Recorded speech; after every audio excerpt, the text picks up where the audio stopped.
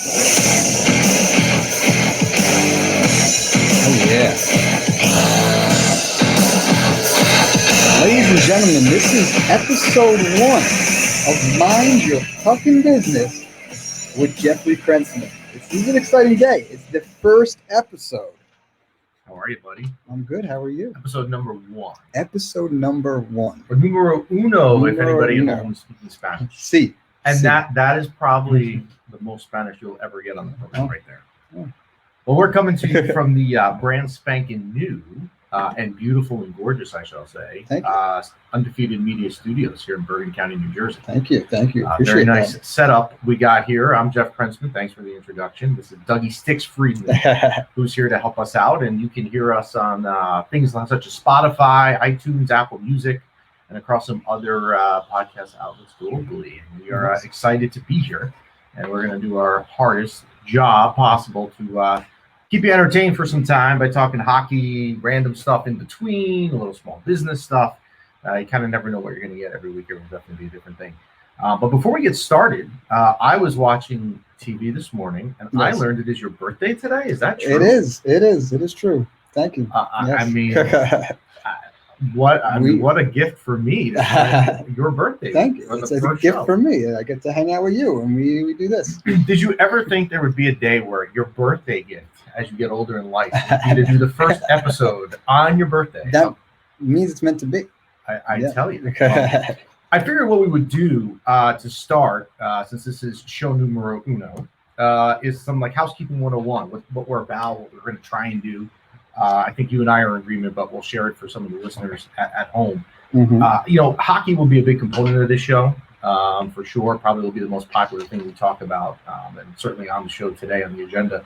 But I'm sure we'll talk about other sports as well. Hopefully, Dougie, we're getting football back in a couple weeks, and that's a fun sport to talk about. Oh, yeah. Particularly if you're into fantasy sports or gambling. We'll talk some spreads and all that good stuff down the line with that as well.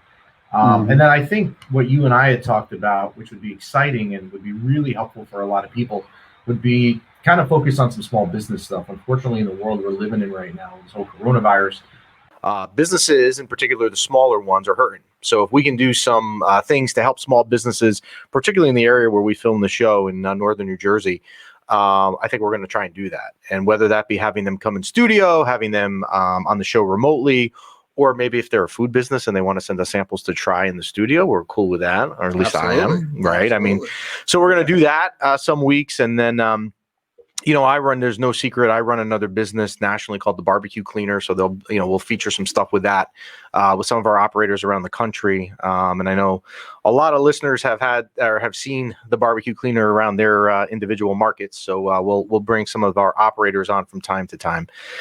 And then really, we'll throw this out to the crowd at home. If anybody wants to be a guest on the show, if they've ever dreamt of co-hosting a show, they're more than welcome to come in the studio.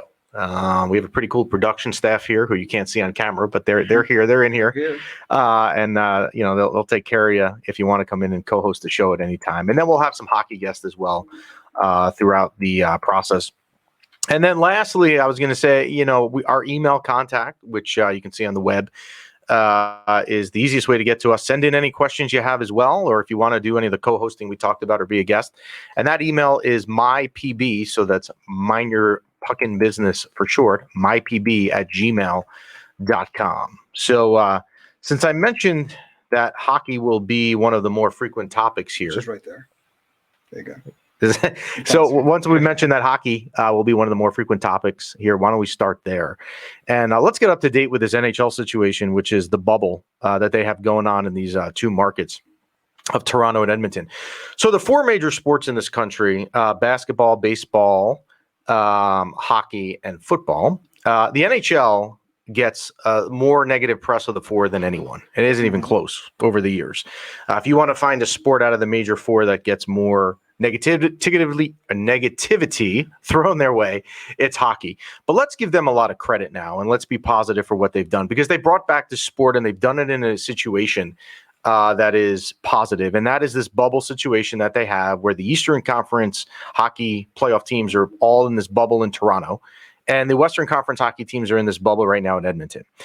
Now, to tell you, for example, of the situation and how they've gotten this right, the NHL, and Dougie and I don't rehearse this, so you don't even know this question's coming. Yeah. So the NHL put out a statement last week, and they occasionally do update their coronavirus situation within the bubbles.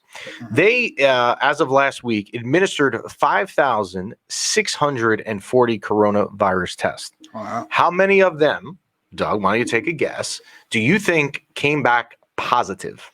So this is the entire league. So this is the league. That's a good question. So this involves players, coaches, referees, linesmen, building staff, traveling parties, team trainers, team equipment managers, anybody who is in one of these two bubbles in Toronto or Edmonton. How many of the 5,640 came back positive? I'm going to say 5,040. 5,640 tested. 5,640. I'm going to say 100. Okay. The answer is 0. I wanted to say that. Which is amazing. I really, really wanted to say that. So I think it's safe to say that they figured it out, right? Where we all know we live in this coronavirus world and there's a ton of unknowns right now. Mm-hmm. The NHL got it right. And they have all of their players, personnel, coaches locked in these bubbles in these two cities. And clearly it is working because not only have we had no interruption of play, we haven't had a single positive test out of the 5,640. That's kind of a trick question because I'm thinking too, how many were tested before they went into the bubble? So this is the test that they've been in the bubble. Correct. Got it. Both bubbles, the two. Got it. So, the Major League Baseball, and we're happy baseball is back, but they've tried to go the different road, which is to say we're not doing a bubble. We're going to play in all these home stadiums and the teams are going to travel. Mm-hmm. Granted, there'll be no fans in the stands. And we know what's happened there. The Miami Marlins had an outbreak, pretty bad one. I believe it was 18 players and staff had it a couple weeks ago. The Cardinals had an outbreak. And the Mets locally here had it this past weekend that it had to cancel the entire series versus the Yankees. So the NHL has got it right. Yeah. They definitely have it right. So not only do they bring hockey back, but they now – did you play Super Mario Brothers as a kid? Of course. Okay. Do you remember there was you could warp levels? What do you mean? You could have a little code, if you will, or you jump above and then you're in level 8. Cheat codes? Yeah. Okay. I got you. So the NHL now has warped to the best time of year in the playoffs. So not only have they brought hockey back, we now are at the best time of year in the playoffs, which is exciting. And the NHL has gotten it right. And literally the first round of the first level, if we will, if we're talking Mario Brothers playoffs, we had a 5 overtime game classic between Columbus and Tampa 2 weeks ago. 5 overtimes. So hockey got it right. And it is so strict up there. There was a picture trending last week on Twitter of Greg Dvorsky, who is a linesman in the league. He was in this bubble in Toronto. And it was his birthday, but he can't see his family, right? Because nobody's allowed in, and you can't. Once you leave the bubble, you're out. You're not going back in. Yeah. So Greg Dvorsky's wife, there's a picture of him in the hotel revolving door in Toronto. He's in the revolving door, and he's saying hi to his wife and dog down the street who came to visit him for his birthday. That is how strict it is, but it is work. So give the NHL credit. You brought back the sport after a 4.5-month hiatus. It is back, and it is back in full force in the Stanley Cup playoffs. So full disclosure here, going forward on the show when we talk about hockey, there certainly is going to be more of an emphasis on one team than the other 30 teams in the league, and that is the New York Rangers. Mm-hmm. I am a New York Ranger fan. I am a New York Ranger season ticket holder, and you can probably tell that for those people watching in the jersey I'm wearing today. So let's talk a little bit about the Ranger situation, if you will, and it's going to make me look like a total hypocrite, but we can live with that. So the Rangers come back, and the NHL does the right thing, and they schedule their Ranger Game 1 is on Saturday, August 1st. And the way that they did it was going to be a best-of-5 series versus the Carolina Hurricanes, and the team that obviously wins 3 games first moves on. The other team, you leave the bubble and you go home. So the NHL gets it right, and they put the Rangers on Saturday afternoon, August 1st at 12 o'clock. And they announced this, I want to say it was mid-July, right? So we're all... Before you continue... Just so everyone knows, because I feel like hockey hasn't got in the like I put on SportsCenter. They're not really talking about where we are in the season and stuff. So we didn't even have preliminary games. We just went straight to playoffs. We went straight to a preliminary round that the Rangers were in, but it was in the playoff mode. And then the winner would advance to that first round. So the Rangers exactly like you were saying, are playing the Carolina Hurricanes in this best-of-5 series. The NHL gets it right. They put Game 1 for the Rangers on a Saturday at 12 in the afternoon, which is smart because it's the New York market, right? Let them be the first game to come back. New York's going to get ratings. Now, if you're a Ranger fan, or really if you're any fan, your summer calendar right now is not filled to the max that it would be in any other year. This is 2020, right? So we all have plans, but we're not all as busy as we normally would be in the summer. So August 1st comes around, and it's 12 o'clock, and the first game is back. Now, my kids, I have a 9 and 7-year-old. They follow the Rangers. My wife follows them as well. We had all had plans already that day on the schedule. Well, of course, I said, look, hey, guys, I ain't going to be able to join you. We got Game 1 of the Rangers. So they decided they were going to stick around, go a little late to their obligation, and hang around for the first period. Well, they only really needed to see the first period because the Rangers sucked. They were awful. They were god-awful. It was so bad that you're sitting there and you're waiting. You've waited 4.5 months for hockey to come back. Oof. And this is what you get. An awful product. Not even 2 minutes into the game, they're down 1-0. It is an absolutely abysmal game to watch. It is torture to watch this game. And next thing you know, they're done. Game 1 is toast. You've wasted a Saturday afternoon. You waited 4.5 months, and you saw a crappy product times a million. Man. So Game 2, now the NHL gets wrong, and they put the Rangers on a Monday afternoon at 12 o'clock. Why, I don't know. But, hey, a lot of people are working from home these days. Maybe it works. So my kids are in camp. I'm racing home up the Palisades Parkway from the city to get back, for Game 2. Jess and I sit down and watch it. It's just as terrible. It's like a complete night. It's awful. And before you blink, now you're down in the series 2-0. You're one game away from being eliminated. Well, Game 3 is on now Tuesday night at 8 o'clock, and the Rangers, of course, have to win, or you're literally going to be back in the playoffs for 72 hours and you're out again, right? I mean, that wouldn't be fun. So that Tuesday here in the area, particularly in Bergen County where we shoot this show, was a little bit bizarre. We had this storm, and I'm sure you know what I'm talking about, because I think you and I were supposed to even meet this day. Yeah. We had this storm where they said, you may get some heavy rain throughout the day. You may get a little bit of heavy winds. Well, we didn't know it was going to be Armageddon. This thing turned out to be Tornado Tuesday. It was on a Tuesday. Tornado. I don't know what happened. I don't know who got it wrong or what. We lost power in my house for 2.5 days, which in a heat wave with 2 kids is I wouldn't wish it on anybody. But anyway, the power goes out, so I couldn't even watch Game 3, which was a Tuesday night, and I was annoyed. Yeah. But in the end, it ended up working out because the Rangers got trounced again 5-1. So here you are as a Ranger fan, and you're so excited to be back in the playoffs. All you want to do is be back. And within a matter of 77 hours, you're out. It's like, hey, you're back. Now you're out. You're out. Wow. So the Rangers' situation in Toronto could not have been worse. It couldn't have been any less impressive. It was brutal. But let's fast forward to a week later. So the NHL then does this draft lotto for the teams that have been eliminated to try and figure out who's going to get the number 1 pick for the following drafts season. Now, the way that it worked, out of the 8 teams that got eliminated in the first round, every team would have a 12.5% chance, or 1 in 8 shot to get the first pick. So the Rangers had a 12.5% chance, but the Rangers have literally the worst luck. We don't have karma ever working our way. It's just brutal. And the other thing that was annoying about this going in is when you looked at the other teams that had the chance. Pittsburgh already has a ton of stars. You don't need them winning the draft lotto, right? We don't need to load them up. Toronto has a young nucleus of stars up there. They don't need this number 1 pick, who is supposed to be a generational player. I mean, we're not talking like number 1 pick on a year where, we don't even know who the number 1 pick is. No, there's a consensus. It's this kid, Alexis Lafreniere from Quebec.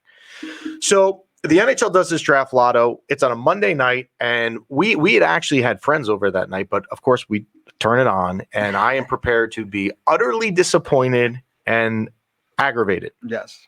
Well, the way that they did it, I don't know if you ever watched this, but you ever watch like them draw the Mega Millions numbers, or they have the little they have the little machine and the ping pong ball comes up with the number. That's exactly what they did. So they had these eight ping pong balls, each had a number in it. Or not a number, a logo, and whatever logo came up was going to win. Well, what the NHL tried to do is when the ball finally came up to shoot, the little or the guy from Ernst & Young who validates that it's not fixed, was going to hand the ball to the commissioner, Gary Bettman, and he was going to turn the logo so you could see who won. Well, the way that the ball fell through the machine, you could see about a fourth of the logo. And if you're a fan of your team, you don't need more than a fourth of the logo to see that it was you. Yeah. So it was quite the celebration as the New York Rangers finally won something. If we can't win a hockey game, let us win the draft lotto. So one thing I would recommend if you want to be entertained, or anyone at home wants to be entertained, go onto YouTube and type in New York Rangers draft lotto reactions and watch some of the fan reactions who taped themselves as they watched it live, because it is awesome to see. I bet.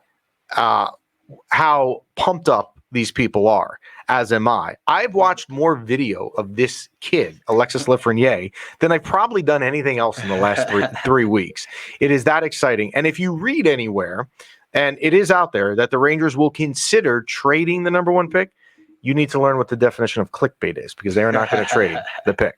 There is no way that the Rangers trade this pick. And going forward now, your rebuild, you have Alexis Lafreniere. You have this guy that you got with the number 2 overall pick last year named Capo Caco, who may not have had the best rookie year, but he's still a rookie. And they have a complete core of young studs that are going to be hopefully building a really good thing on Broadway going forward. And if you're the NHL, you can now market this guy in New York City, right? What better place to be?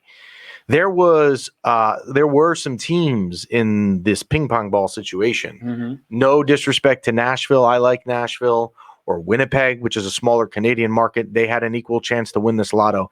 This guy would not have been marketed to the same level he can be playing at the corner of 33rd and 7th in Madison Square Garden. And I feel like this is kind of skewed. Correct me if I'm wrong, but you have all the teams that were eliminated in the first preliminary round. Yep. So it's not even like they played a full season. I bet you some of those teams just got a bad run and they shouldn't even been in the bottom. Correct. Absolutely. So the Rangers got a luck all around with the lotto.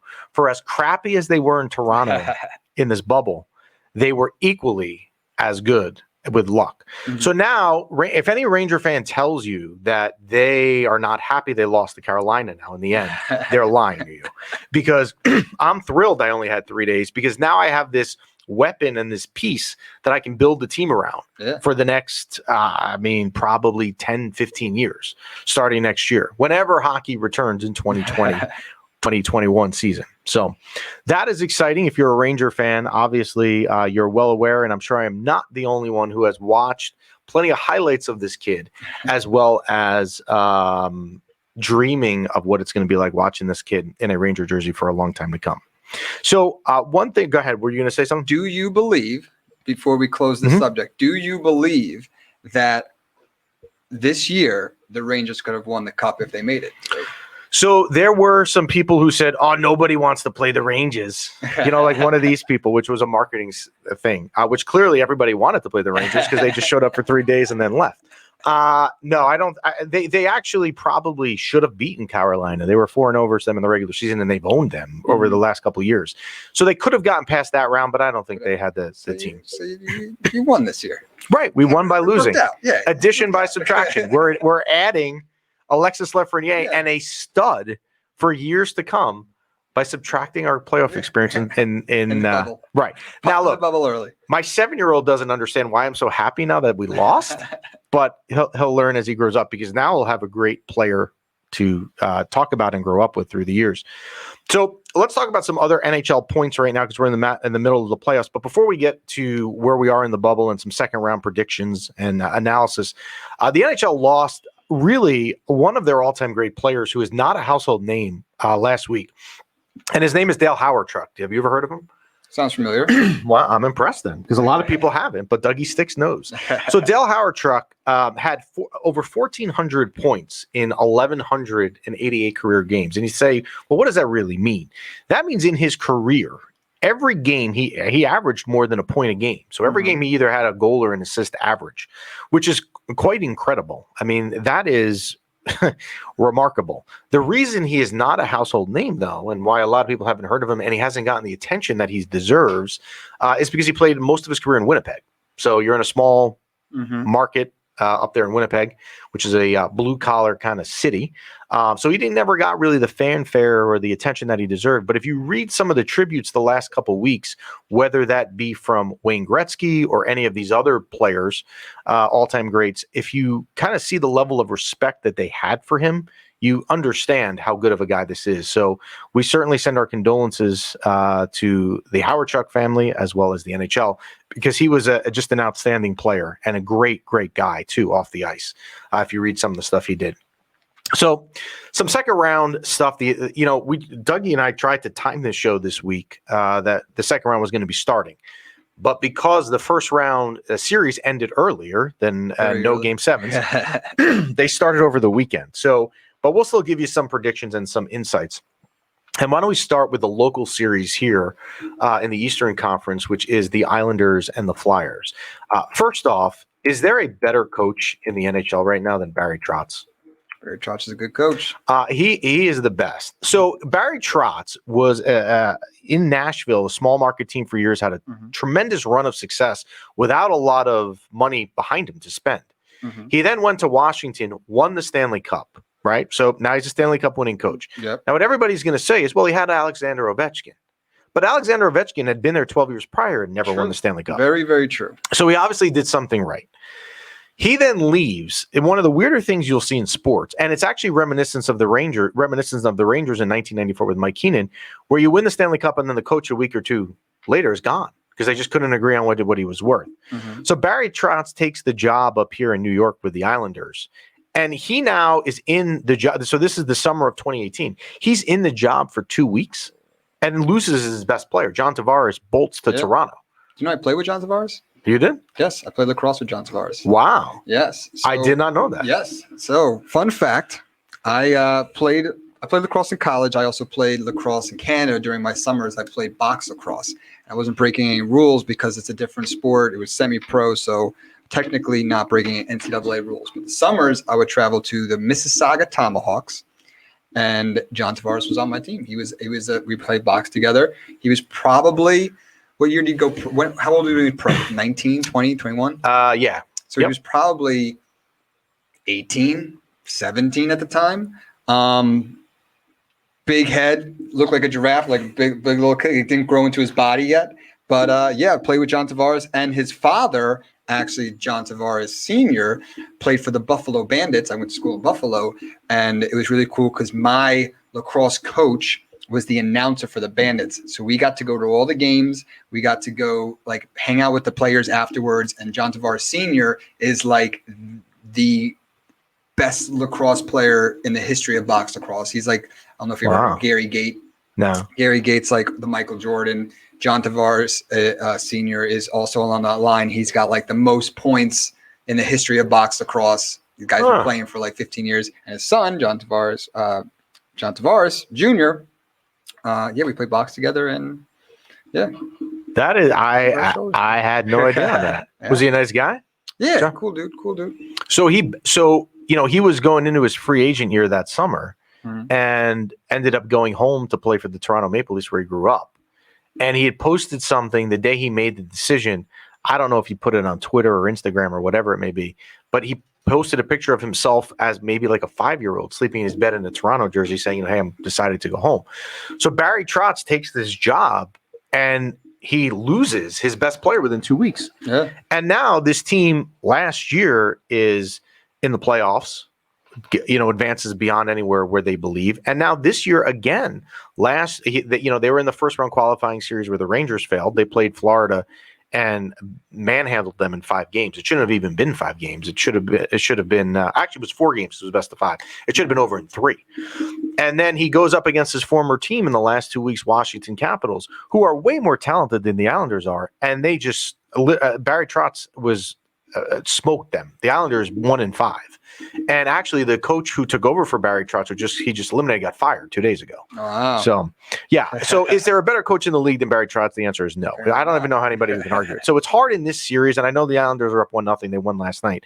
But it's hard to argue against Barry Trotz right now. And the Flyers have a coach who, as any Ranger fan, will tell you we're very familiar with an Alain Vigneault, who is not a playoff coach. The man is an incredible regular season coach. He's an incredible regular season coach in his first season, but he is not a playoff coach. So give me the Islanders in that series. I don't know if you're leaning either way, but it sounded like you want to go with me with Barry Trotz and the hot coach. I'll go with Barry Trotz, yeah. Okay.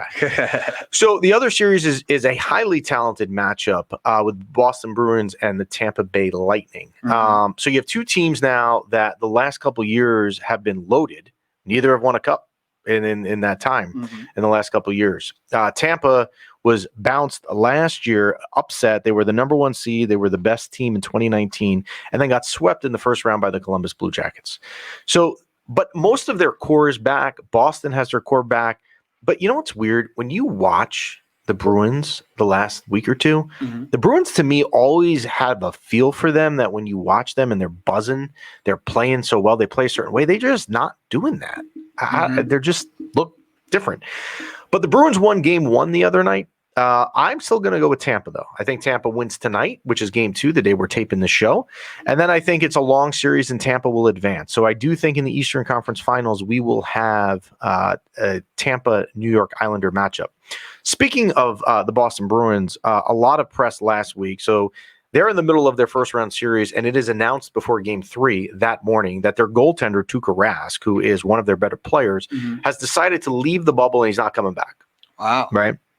So the press on this guy, and myself included, because I said this to friends via text message and whatnot, was what a quitter. Why do you do that, etc. It turns out, word came out a couple days later that he had gotten a text message from his wife. There was some medical issue with his daughter. So certainly more than a valid reason. We all overreacted. We all overreacted. So totally, for all of us, myself included, who jumped on him, we were wrong without knowing the reason. But his backup goalie, who's a journeyman in the league, Yaroslav Halak, has played well. So we'll see how the Bruins can do. But I still overall, I think it's going to be Tampa and the Islanders. Now, out west, it's a completely different story. You have the Vegas Golden Knights going up against the Vancouver Canucks. Yep. And right now, there is not a team in the league that looks like it is more locked in to win the Stanley Cup than Vegas. I believe they have the highest. Yeah, they're steamrolling everybody. And Vancouver is coming off eliminating the Stanley Cup champions a week ago and playing great. They played game 1 the other night and got destroyed 5-0 by Vegas. Vegas was like, all right, you think you're good? Now come spend some time with us. So Vegas is certainly, I think, an easy pick to get out of that series. And it doesn't even look like it's going to be that long of a series. The other series, though, has been a surprise so far. You have Colorado Avalanche. They play tonight, 9:45. Right. Look at this. Dougie Sticks always with the info. Yeah, buddy. He is an encyclopedia of knowledge.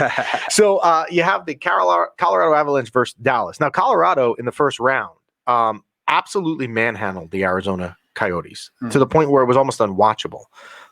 Game 4 and Game 5 in that series, Colorado scored 7 goals in each game, which is crazy to think in the playoffs. You have a team letting up 7 goals 2 straight games.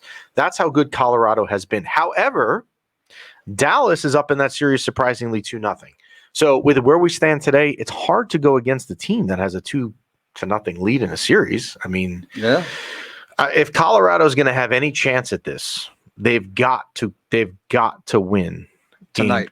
Game 3. Yes, tonight, 10 o'clock. If they do, you'll be tuned in. I'll probably be asleep, but they will have to win that game to have any chance in that series. True.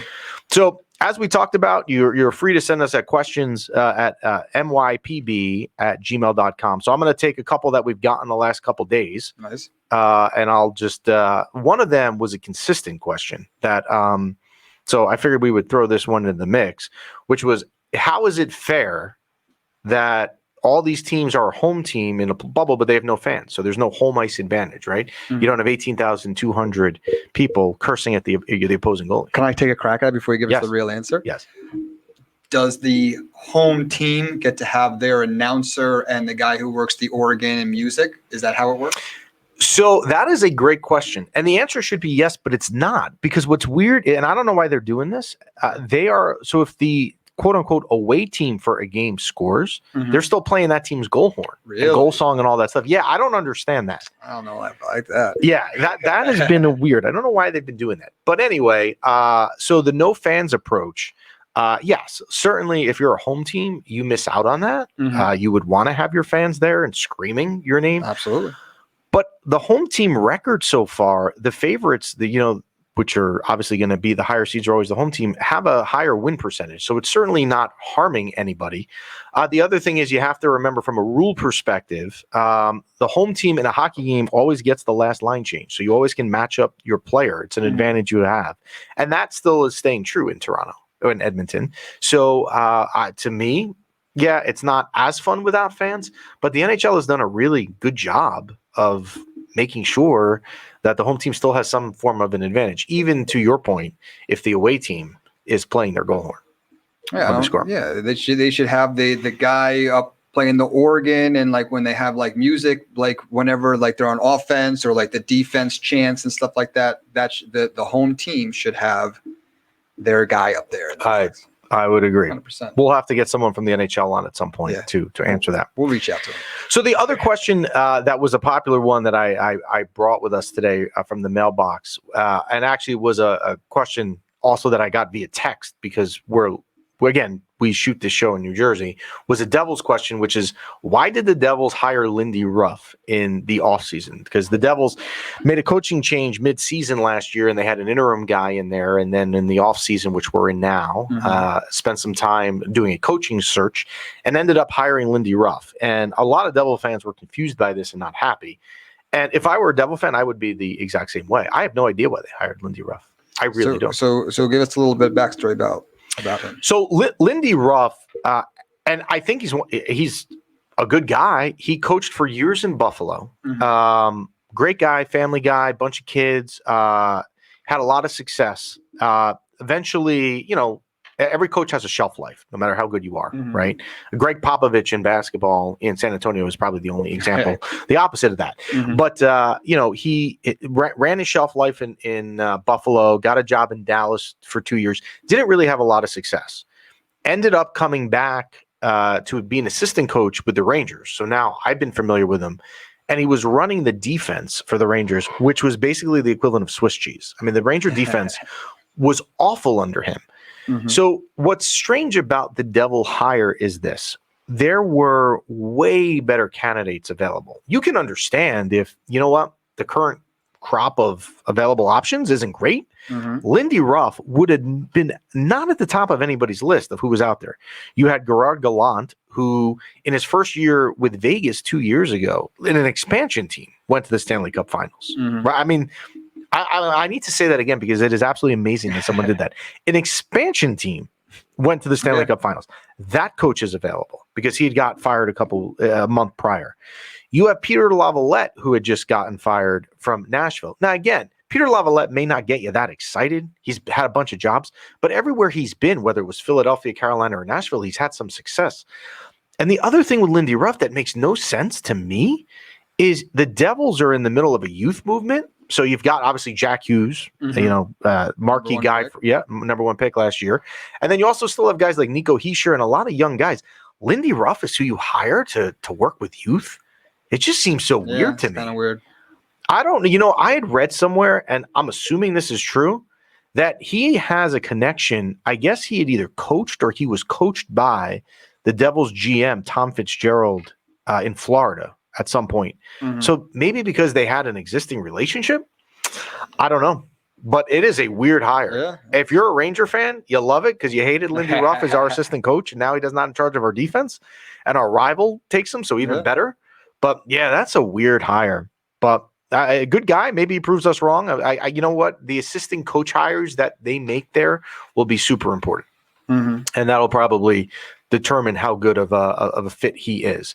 So, any questions going forward, hockey wise? Again, you're free to email them to us or message us on the social media accounts that you guys all manage. Certainly not me, and we'll certainly take them. And we're live. So if you have a question, you can actually ask it right now live, and we can bring it in and answer it live. So when we do this in the future as well, we can answer questions live as well as the email ones. And if you want to email, there you go. Right. mypb@gmail.com. So One last topic we'll talk about before we call it a wrap on show number 1 and numero uno. See? Again, I like to say the Spanish because it's never going to happen again. I'm not dose. We're not going to say dose. We'll see. We'll have to stay tuned for next week on What that happens one. when we get to episode 30? We're not going to say No chance. treinta. No chance. My wife would have to help me out on that one. So over the weekend, and actually it's where I'm headed for once I leave the studios here. I need to get a car. I know there's advantages to buying a car and leasing a car. Mm-hmm. The car that I have right now is the first time I've ever leased a car, and it's been awful because now coming out of my lease is up next month. I need to buy a car, or lease another car, do something because my car is shot. Mm-hmm. And whatever your viewpoint on a lot of things in life are, you can disagree. Nobody likes to buy a car, right? Who likes to go to car dealerships? True. So Saturday, my son, and I don't know where this came from, my wife and I don't know, has had this obsession, and he's never been with Chick-fil-A. He's been asking to go to Chick-fil-A. He's probably seen the line down the highway. Now he's familiar with it. So on Saturday, we took them. Now you can't go in the Northeast, you can't go into restaurants and eat, right? Mm-hmm. So you can either go through drive-through or they have this curbside setup where you can order on the app, I guess, and they bring it out to you. Mm-hmm. So a couple weeks ago, my son comes in the room and asks me for the password to buy him an app, which, you have this as a parent. You don't just let them have free for all. You want to see what they're buying, right? Yeah, absolutely. So he wants the Chick-fil-A app. I don't. So I say, fine, right? What's the harm in doing They it? don't deliver, right? They don't All deliver. right, good, because you're going to have a Chick-fil-A show up to your house every night. Which would have been awesome. So he wants this Chick-fil-A app. So I get it for him. And it turns out later on that night, he tries to order the curbside, but he can't do it because obviously my credit card is not in there. And they're probably closed. I don't remember the time of day it was, but if I had my credit card info, I would have been charged. There was like 93 chicken sandwiches in there and a couple orders of nuggets, waffle fries, everything. So he's been asking to go to Chick-fil-A. So we take him to we do like a Saturday lunch the other day. We take the kids to Chick-fil-A. We go through the drive-through, which was a stupid move because I should have just done the curbside because the drive-through line is like it's like they have the cure for coronavirus, right? I mean, they might as well have the cure for coronavirus. And depending where you go, I don't know which one you're going to. The one on 17 is down the street. That's the one I went. Yeah. That's the one I went to. Oops, right. I made a mistake. Okay. So we go there and the kids don't understand why the line is so long. And I don't have an answer for it either.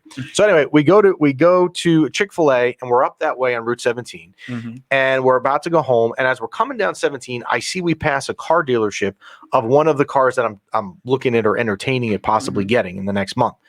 So I literally veer off the road, fly into the car dealership because I didn't know what was coming up. I said to Jess, I said, look, I'm going to run in the car dealership. We'll give the kids the phone. It's fine with it. Kids are on the phone in the backseat. So I go into this dealership on 17, and I won't mention which one it is. And they say to me, do you have an appointment? Which I guess now is the thing, like, you can't walk into places. Yeah. And I say, no, I don't. But, hey, if you can fit me in. Want my business. Yeah, if you want to fit me in, that's fine. If I need to make an appointment, I'll come back during the week. No, we'll get you in. So they go and they get me a salesperson who comes to the front of the thing, and he takes me to his back office. And I start asking him questions about this specific car that I'm looking at. This dude knows no answer, nothing. I said to him, well, can it come with captain seats? I need captain seats in a third row because, I may have, be driving kids around in the fall. Well, I'm not sure. I'd have to check. Everything is I have to check. Let me check on that. So I say to this guy, I said, how long have you been working here? He said, well, it's my third day. I said, okay, well, that's a problem. So I said, look, can you do me a favor? I'm not trying to be rude, but my wife and kids are in the car. We have somewhere to be. I just need to get answers, and I really just need to get pricing because I don't want to waste your time if you don't if the price doesn't make sense. We're not going to need to have this conversation. Sure. So he goes and he gets the manager who comes in, and he asks the sales rep to leave the room. So he closes the door and he says, look, I need to apologize. We do not let that man go near any customer. But when you were in here before, every other rep was taken out. So I think I've eliminated this company from the car buying experience because I got nothing out of a 20-minute visit to this dealership. So this is where I'm headed the rest of the day today, which is going to be brutal. Do you have any advice? I mean, it depends how you look at it. I mean, it's a nice day out. Try to come at it as a positive experience. I know it's not going to be, but try to make something fun out of it. That's all I could say. I mean, are you looking to get an SUV? Are you looking to get a car? I need to get an SUV. I mean, my wife and I, we need the problem with the cars that we had, and we just changed my wife's car back in the spring, is that we need more room. So I feel the same way. We need more room. So I need an SUV. Homeschooling. Look, you're not in this position yet. Be thankful right now that you don't have kids dealing with this homeschooling situation and remote hybrid learning. I could be driving other kids around. It's looking like right now. So we need room. Yeah. But I'm trying to make this as painless of a process as possible, and it's just not going to happen. You cannot buy a car and come back and say that the experience was a positive one. True. Now, based on your experience, because I personally haven't leased a car yet, are you think you're going to lease again, or you think you're going to buy straight out? I would like to buy again. Here's my problem with leasing, which I'm learning real quick, fast. Please explain. So you don't have any equity to put towards your next purchase. So now I'm coming out of a car, and normally, like with Jess's car in the spring, it's okay. Here's the price of the new car. We're going to buy her, and we're going to subtract the trade-in value of the car she has. Yeah. I don't have that.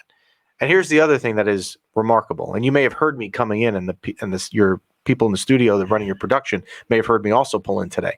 There is a weird noise coming from my car. Oh, they're going to charge. I don't want to get it fixed. Right? I've got 3 more weeks. I don't need to be doing $1,000 repair right now for 3 weeks. Yeah. I have 75,000 miles on my lease. Right. I mean, I do a lot of driving because I with my job. Yeah. So 25,000 miles a year. It should equate to 75,000 miles when I turn it in 3 weeks. Right now, I just passed 73. So I am like literally right on the precipice of where I need to be. The other thing is there is an app out there now, because there's an app for everything. Let's be real. That tells you by day if this is when your lease expires and this is your total miles when you turn it in. This is where your lease this is where you should be on the miles. I'm within 100 miles. You're going to do that today? Probably. Well, yeah, driving around car dealerships. You're going to do that today? You better find something today. I better find something quick. Well, anyway, I think that's a wrap for episode number 1. Anything on your end, Dougie Sticks? I think that was good.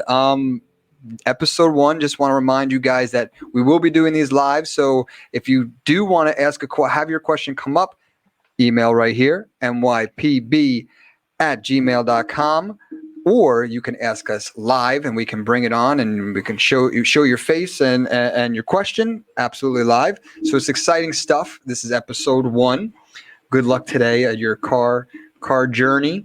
I'm sure next week's episode there will be zero progress. We'll be in the. You'll have stories. I'm sure you'll have plenty of stories, and I'm sure while you're in one of the dealerships, your son is going to order a bunch of Chick-fil-A and have it delivered to the dealership for you. It wouldn't surprise me in the least. Well, take care, guys. Thank you guys for listening. You could find us on iTunes, Spotify, and a bunch of other stuff in the future. I believe you guys will find us on YouTube down the road, and as well as some other places. And if you're a small business out there, particularly in the New Jersey market, and you want to be featured, I know a couple of you have already reached out. We will try to start doing some features in a couple of weeks. Let us work out some of the kinks here, the two of us for a couple of weeks, what we've got to work through, and then we'll start having some co-hosts and guests and all that good stuff. But until then, we'll sign off for now. Enjoy the rest of your week. Have a good weekend as well, and we'll talk to you next week. Yeah, buddy. Bye-bye.